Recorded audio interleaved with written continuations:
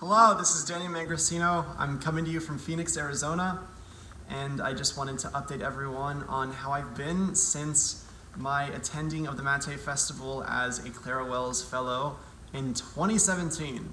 Wow, it's been quite a while. I have used the 4 years that I have been away very well, and it's really all thanks to the Matthay Festival from the start, actually. I know that there's a familiar face to all of you, Dr. Stuart Gordon, whom I talked to in 2017, who actually planted the seed of a USC as a possible college. I was a senior in high school, and so I was looking at schools, and USC came up, and so it was added to my list of schools that I auditioned for, and I decided to attend there on scholarship, which I am still doing. I am a senior now. I'm studying with Professor Kevin Fitzgerald, and I'm preparing for graduate school, which is exciting. I'm including one of my favorite pieces in the program, Scriabin Sonata No. 5. It's a beast of a piece, but it's totally worth it to play. Aside from that, I've been very active at Thornton School of Music at USC. I'm currently a student ambassador there,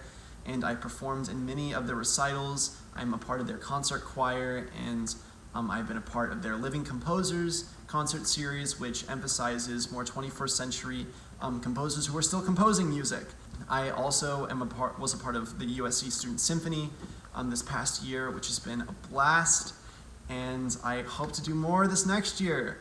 I was also inducted into the Scholar Program Phi Kappa Phi, and I'm on my way to graduating with honors. This past year and a half has been quite a unique part of my musical career. Obviously, COVID was a large setback as I could not take classes at USC in person anymore. Something I may not have said while I was at the festival in 2017 is that I also dance ballet professionally. I'm currently with Phoenix Ballet, and I trained there this year. I was also offered an accompanying position at the studio, and so I played for the classes that I wasn't taking. More importantly, I got a very interesting offer from Phoenix Ballet. They wanted me to compose a large-scale piece for their spring show, which actually got premiered on my birthday, May 28th, this past month. So that was very exciting, and it was a huge success. So much so that they actually followed up, and they want me to compose another piece for their summer recital, which will happen at the end of July.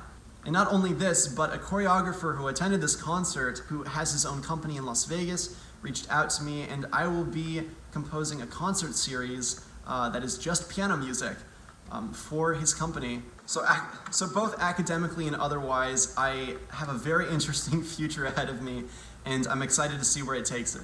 Now, not only has the Matthay Festival given me a domino effect of opportunities, but there are a lot of things that I learned from the festival itself that I've taken with me all the way up until this point. I remember learning Carl Wein's set of 12 preludes, the Ann Landa preludes, right after the Matthay Festival ended. And with all of the information that I had taken from the festival, I was able to freshly apply it to the pieces that I was learning in that program. A couple years later, I was able to bring it back, it being my favorite program, and performing it in Lyon, France for the Lyon Festival there. It was insanely well received, and it was one of the most pleasant performances I've ever given, and I can attribute a lot of that to the comfortability my hands had while playing this. That can be followed directly back to the things that I learned from the Matthay Festival for both injury prevention and a better touch on the piano. Having an understanding of how the piano works and how your hands interact with the piano directly is extremely underrated outside of the Matthay technique,